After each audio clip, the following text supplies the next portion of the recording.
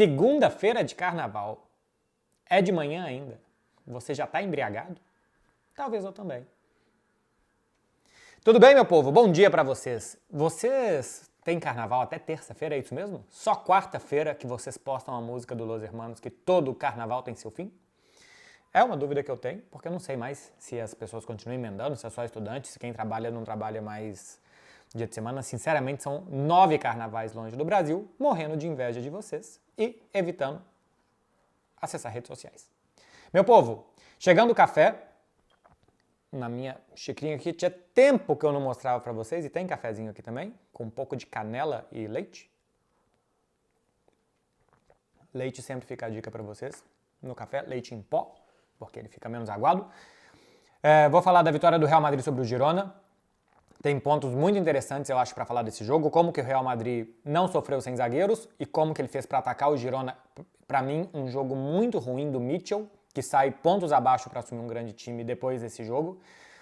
A vitória do Leverkusen sobre o Bayern de Munique e como o Leverkusen mudou absolutamente, ou mudou muita coisa do que ele fez durante toda a temporada para fazer um 3-0 muito contundente no Bayern. Também sobre Inter e também sobre Haaland e sobre Manchester City. Eu vou começar com os jogos que eu falarei menos. Da Inter de Milão sobre a Roma, vitória por 4-2. A Inter abre neste momento 7 pontos em relação à Juventus, com o mesmo número de jogos. A Juventus ainda vai jogar hoje, vai ficar um jogo a mais, porque a Inter tem jogo atrasado. Melhor ataque disparado, 9 gols a mais do que o Milan e com um jogo a menos em relação ao Milan. Tem 9 gols a mais e fez um jogo a menos. E tem 2 gols menos sofridos em relação à Juventus. A Inter tomou 12 e a Juventus 14. E olha que a Inter tomou 2 gols da Roma no final de semana. Foi um jogo duro. Eu assisti um pedaço desse jogo, porque ele começou, se eu não me engano, às 6 da tarde daqui. E logo depois começou o Bayern Leverkusen, Bayern de Munique e o Real Madrid Girona. Então assisti um pedaço do jogo. E depois fiquei em terceira tela, mas sinceramente não olhei tanto, tá? Então não vou fazer aqui muita coisa sem ver, porque é muito desonesto, né, com a gente. Mas enfim, tá todo mundo distraído. Por exemplo, eu no final de semana, né? Com o Real Madrid, com o Bayern de Munique, com o Manchester City, e não tem ninguém olhando para a Inter, hein? Não tem quase ninguém, né? Zidane avisa, estáis avisados. Aqui estamos avisando, claro, Albuquerque toda semana fala da Inter de Milão. Então, tem gente vendo que este time é um dos melhores times da Europa nessa temporada. A Inter ataca bem, defende bem, sobe com muita gente, pega muito rebote, domina o campo de ataque. Quando tem que se fechar, sabe se fechar. Ela sabe atacar em estático, quando todo adversário está posicionado atrás. A Inter sabe atacar. Ela sabe defender estático. Quando a Inter está toda atrás, ela sabe se posicionar para se defender bem.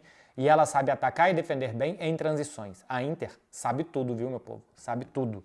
Pode cair para o Atlético de Madrid, é para mim um dos grandes jogos, né, dessas oitavas de final da Liga dos Campeões. Lembrando que é só na semana que vem, né? Essa semana jogam os espanhóis, o Real Madrid e a Real Sociedad. Na semana que vem jogam o Atlético de Madrid e Barcelona. Então a Inter contra o Atlético de Madrid é na semana que vem. E eu também queria falar de Manchester City 2-0 no Everton. Eu assisto muitos jogos, né, nos finais de semana. Nesse domingo até tive um compromisso e fui para o jogo do Barcelona depois, então não assisti outros jogos. Mas eu assisto muitos jogos e de vez em quando é um pouco maçante. É o meu trabalho, eu gosto também, mas de vez em quando é um pouco maçante, ter que ver o jogo e tal. Eu sempre fico buscando artifícios para ver alguma coisa diferente nas partidas.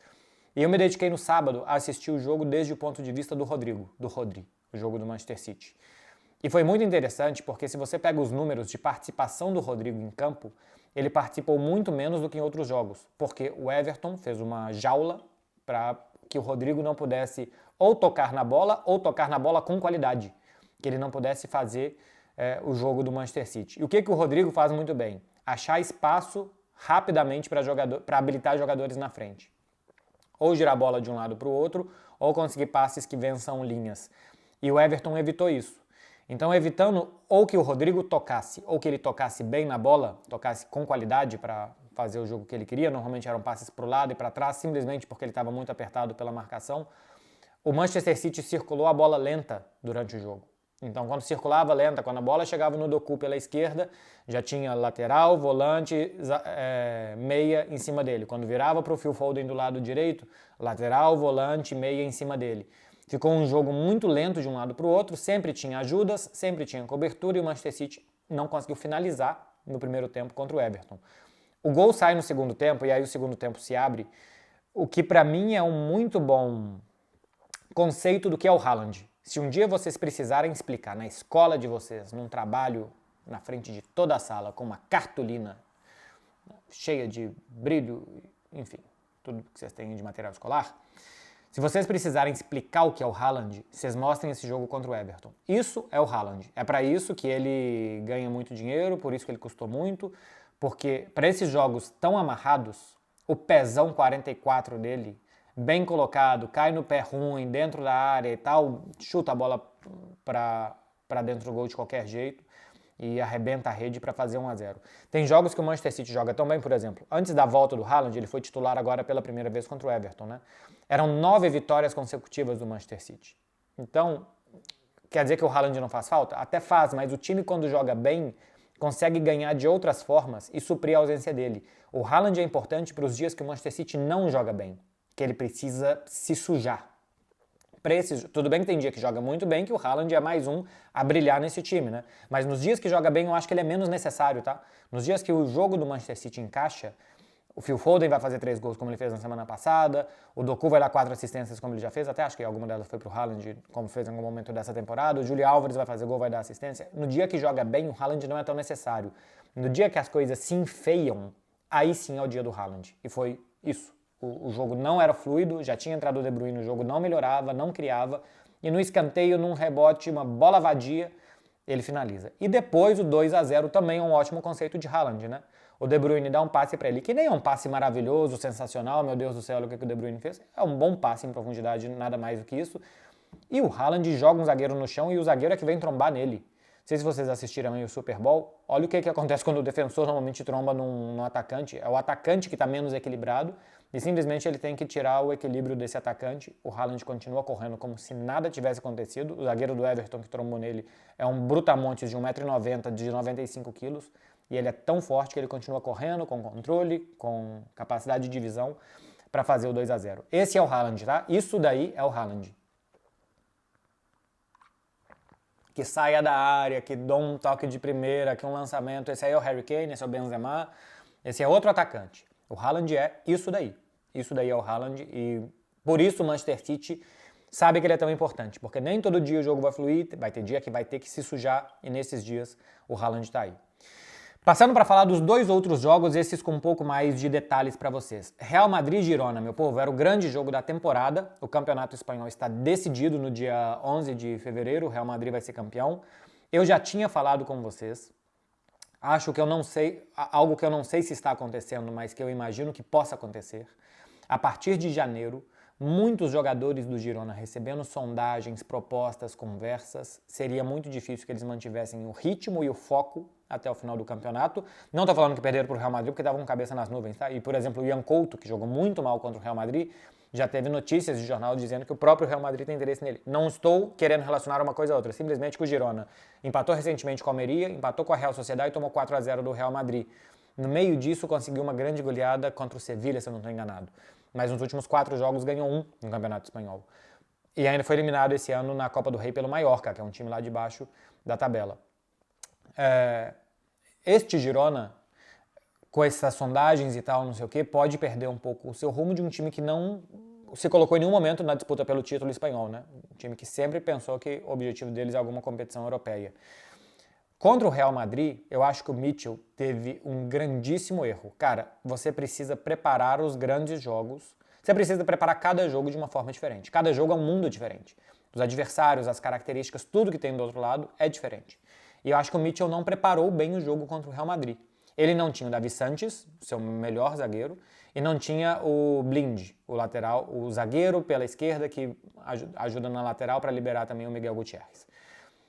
Ele voltou para um esquema num 4-2-3-1 ou no 4-1-4-1, jogando com o Juampi e o Eric Garcia de zagueiros, o Eric Garcia de zagueiro pela direita, e a grande coisa deste jogo, voltando o Ian Couto para a lateral direita. Ian Couto, que antes desta partida tinha jogado 17 vezes no Campeonato Espanhol, 6 como lateral e 11 como ala ou ponta.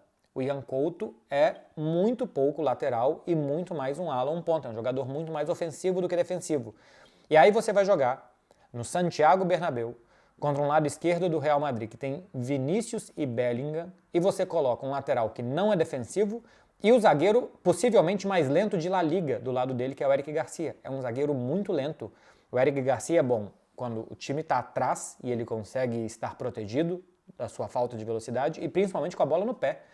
O que devia ter feito, na minha modesta opinião, porque o Mitchell sabe muito mais do que eu e tem muitas melhores informações do que eu tenho sobre o time dele também, é lógico, mas na minha opinião era ter colocado o Arnau Martínez, que é um lateral direito zagueiro, pela direita, com Eric Garcia de zagueiro central e o Juanpi zagueiro pela esquerda. Continua com 3 zagueiros, um desses zagueiros é um lateral defensivo que vai poder construir também com a bola no pé e libera o Ian Couto para jogar ofensivamente. Não fez isso, o time ficou muito exposto, o Ian Couto ficou muito exposto, saiu do jogo chorando porque realmente o jogo dele foi muito ruim. 1 contra 1 dele contra o Vinícius ruim, na jogada do gol tá o Eric Garcia deslocado para o lado porque Ian Couto estava atacando, na jogada do segundo gol é bola entre Ian Couto e Eric Garcia para o Bellingham, ainda o 4º gol é em cima dele, ele faz o pênalti do que poderia ter sido o 5º gol, o Rossello acabou perdendo, enfim, ficou exposto, ele não foi protegido pelo técnico, o técnico não potencializou o time para que, coletivamente, para que individualmente o Ian Couto pudesse jogar, e essa sensação ruim que fica do Ian Couto, para mim, é na conta do Mitchell, tá? É na conta do Mitchell. E por que eu acho que o Mitchell perde, como eles dizem aqui, perde contornos para dirigir um grande time? Porque eu acho que o grande técnico, nesses momentos, ele tem que saber o que ele tem do outro lado. Vinícius é ótimo, eu já falo aqui com vocês há muito tempo, para mim, talvez seja o melhor ponta esquerda do mundo, e talvez porque tem o Mbappé, ou é um ou é o outro. O Mbappé nem gosta tanto de jogar por ali, é mais um segundo atacante. E o Bellingham que ainda cai para aquele lado. Você tem o melhor lado esquerdo do mundo contra você, na casa dos caras, em um jogo defensivo, e você não se prepara para proteger aquilo. Você tem que preparar os grandes jogos. O Ancelotti preparou um grande jogo. Ele não tinha zagueiros, Carvajal e Tchouaméni. O que ele fez? Posses de bolas mais longas para o Real Madrid. O Real Madrid tirou a bola do Girona. Foi mais ou menos dividida a posse de bola 50-50. Agora eu não anotei, devia ter anotado, mas eu lembro que eu vi durante o jogo, estava 49-51. Posses de bolas longas para o Girona não gostar do jogo e não ocupar o campo de ataque. Pressão no campo do Girona, para que a bola do Girona não saísse com qualidade. Então, o Girona não conseguiu aproveitar o fato do Real Madrid não ter zagueiros. Como que podia aproveitar isso? Enchendo a área do Real Madrid. Quanto mais bola você joga na área, numa área sem zagueiro, mais dúvidas você vai gerar. Se é para subir, a segunda bola, essa bola é de quem? Antecipa ou espera? Qual o movimento que faz? O Girona não conseguiu fazer isso hora nenhuma. E nem conseguiu, normalmente, laterais e volantes se perfilam mais de frente do que de lado. Eles ficam mais de frente para o gol adversário do que de lado para se precisar correr para trás. E nem teve bola longa também para Savinho ou para Ian Couto, que são jogadores mais rápidos, né? Porque Tsigankov e Dovbyk não são jogadores tão velozes. Então o Girona não conseguiu aproveitar o Real Madrid não ter zagueiros. O Real Madrid se protegeu bem, ou marcando na frente, ou com posses de bolas longas. E quando marcava atrás, tinha um trio de Toni Kroos, Camavinga pela esquerda e Valverde pela direita, que obrigava o Girona a jogar pelos lados, e o Girona jogando pelos lados não conseguia infiltrar para ter duelos contra esses zagueiros. Enfim, o Ancelotti preparou um grande jogo, como grande técnico que é. Eu sou um grande defensor de que não se fale do Ancelotti paizão e gestor de grupo simplesmente, porque ele é muito bom estrategista também, e está mostrando nessa temporada com pouco material humano e potencializando esses jogadores. Então é um grande jogo do Real Madrid, é um muito mau jogo preparado pelo técnico do Girona, na minha opinião, que expôs Eric Garcia e Ian Couto e expôs o time a um 4-0 que podia ter sido 5 se o Rossello tivesse marcado, e podia ter sido mais se o Real Madrid não tivesse tirado o pé, o Bellingham se machucou, enfim, 4-0 ficou ok, podia ter sido mais para o Real Madrid. Para finalizar, porque eu tenho reunião daqui a 9 minutos, para finalizar, Bayer Leverkusen 3-0 no Bayern de Munique. Um jogo de criatividade dos técnicos, né? Os dois técnicos mudaram bastante as suas formações. O Xabi Alonso, porque precisava mais. Nesse mês de janeiro ele perdeu o Koscielny, que é o zagueiro pela direita, que avança e que constrói muito bem. Eu adoro o Koscielny, tá? Acho que é um muito bom zagueiro, que estava na Copa Africana de Nações. E também o Boniface, que foi para a Copa Africana de Nações e se machucou. Então ele já não tinha esses dois, ele perdeu o Ezequiel Palacios, também o volante que joga do lado do Xhaka machucado, ele já não tinha 3. E ele não jogou com Frimpong pela direita, que é um titular que me parecia indiscutível nesse time, jogou com Stanisic, muito mais defensivo do que o Frimpong é um ponta, Stanisic é quase um lateral zagueiro, e tirou Hoffmann para colocar o Telia no time, né? Um atacante, um meio atacante nigeriano. E ainda colocou o Adli no ataque e não colocou o Patrick Schick, que seria o Borja Iglesias, um 9, que seria um substituto mais natural pro Boniface. Então o que ele fez? Um lateral mais defensivo, o Hoffman, que é um meia mais de controle, de toque, de armar jogadas, por o Tela, que é um corredor, até porque o Stanisic ia marcar pelo lado, então o Tela é o que ia correr, e tirou um 9 e colocou o Adli, que é um jogador de velocidade e de movimentação também. O Xabi Alonso foi jogar em casa contra o Bayern de Munique pelo contra-ataque. Deixou o Bayern de Munique desconfortável, atraiu o Bayern de Munique muitas vezes para sair em velocidade, e nessas saídas, por exemplo, numa delas, num rebote e tal, numa bola que já tinha sido perdido um gol cara a cara, sai o gol do Stanisic. O lado do Bayern de Munique, o Thomas Tuchel tentou espelhar a mesma formação, né? Colocando um 3-4-2-1, com o Musiala e Sané por dentro e o Harry Kane de 9, colocando o Boé de um lado e o Mazraoui pelo lado direito, o Boé pelo lado esquerdo, o Boé que é um lateral direito contratado junto ao Galatasaray. O Mazraoui jogou semifinal de Copa do Mundo pela esquerda e ele preferiu que o Mazraoui jogasse pela direita e o Boé pela esquerda. Colocou o Dyer na defesa, ainda não estava 100% de elite para voltar. E colocou o Pavlovic no meio campo do lado do Goretzka, porque o Kimmich também não estava 100%. Enfim, o Bayern de Munique joga com uma estrutura de 4-2-3-1, de 4-3-3, de 4-1-4-1, porque tem simplesmente umas variações, se um volante está mais em cima, outro mais embaixo, tal, se estão alinhados ou se tem um pouco de assimetria entre eles. Ele saiu de uma estrutura muito clara do Bayern de Munique de anos para, no jogo da temporada, fazer um invento tático de espelhar a formação do time adversário. O Bayer Leverkusen, que trabalha bem a bola em todos os setores do campo, atraiu o Bayern de Munique, ou com a bola ou sem a bola, porque o Leverkusen só teve 39% de posse de bola nesse jogo. A média do Leverkusen é de 61%. No 2-2 em Munique, o Leverkusen teve 49% de posse de bola. Então, jogando em casa, ele preferiu dar um passo atrás, atrair o adversário e correr. Atrair e correr. Colocou jogadores para isso, colocou o Tela, colocou o Adli, já tinha o Wirtz, já tinha o Grimaldo, que participou muito mais das ações ofensivas do que no jogo do primeiro turno. E saiu muito bem. Porque atraía, tirava a referência, o Bayern de Munique tinha 3 zagueiros contra nenhum atacante, porque eram todos jogadores que vinham mais de trás, e deu muito certo. O Xabi Alonso, é porque assim, quando o jogo termina 3-0, é muito mais fácil de comentar, né? Porque lógico. É por isso que eu falo que no quadrinho aqui ninguém perde o jogo. Porque o Xabi Alonso inventou, é meio time diferente do time base do Bayer Leverkusen, 3 por necessidade, né? Não tinha Boniface, não tinha Koscielny e não tinha Ezequiel Palacios, e mais 2 por tirar da cartola. E o Thomas Tuchel também inventou. Na cabeça do Thomas Tuchel, ele sabia o que ele ia fazer para ganhar de 3-0 do Leverkusen. Na cabeça do Xabi Alonso, ele sabia o que ia fazer para ganhar de 3-0 do Bayern de Munique. Então, eu acho que falar aqui depois é muito mais fácil, então eu estou simplesmente aqui para avaliar o que deu certo, o que deu errado e não quem acertou, quem errou. Mas os dois foram muito criativos e o Bayer Leverkusen, como acho que tem uma temporada muito mais controlada do que a do Bayern de Munique, o Xabi Alonso tem muito mais nas mãos o que ele está fazendo com o time dele do que tem o Thomas Tuchel por outro lado. Ele sabia que se ele atraísse, como que ele ia jogar na frente. Como que ele ia atrair, por onde que ele ia sair, o que o Stanisic podia dar. Até acho que o gol do Stanisic não era o plano A, de que viesse uma bola cruzada, atravessasse toda a área e aparecesse o Stanisic do outro lado, mas acabou funcionando. É uma vitória de muita autoridade do Bayer Leverkusen. São 5 pontos de vantagem do Leverkusen para o Bayern de Munique, 5 pontos de vantagem do Real Madrid para o Girona. Eu acho que o campeonato espanhol está muito mais fechado do que o alemão. Simplesmente porque o Bayern de Munique já ganhou, por exemplo, na temporada passada, um campeonato que ele também foi cambaleano e ele conseguiu ganhar. Se o Bayer Leverkusen mantém um ritmo parecido de atuações e de pontos que ele tem nessa temporada, lógico que ele vai ganhar. Do lado espanhol, acho que não dá para a Girona manter o pique do Real Madrid, que agora perdeu o Bellingham, né, por algumas semanas. Mas mesmo assim, a vantagem que tem, a bola que joga e dá a impressão de que entra, sai jogador mais ou menos importante. O time sem zagueiro não toma gol, o time sem 9, o Bellingham é o artilheiro do campeonato. Entram e saem jogadores e o time continua jogando bem. O Vinícius passou aí, se somar o tempo todo, 2 meses e meio fora e o time continua funcionando no ataque. Não jogou contra o Atlético de Madrid, entra o Brahim Dias faz gol. Time bem treinado pelo Ancelotti, que todo mundo consegue, em algum momento, dar alguma coisa a mais, puxar um pouco mais a responsabilidade e funcionar. Tá falado, meu povo? Cafezinho com vocês desta segunda-feira. Amanhã eu volto pós oitavas de final da Champions com vídeo dos jogos. Quarta-feira eu volto pós oitavas de final de Champions com vídeo dos jogos. Sexta-feira eu respondo as perguntas. Clica aqui para dar like se você gostou, porque é a única coisa que eu peço para me ajudar a ter mais café.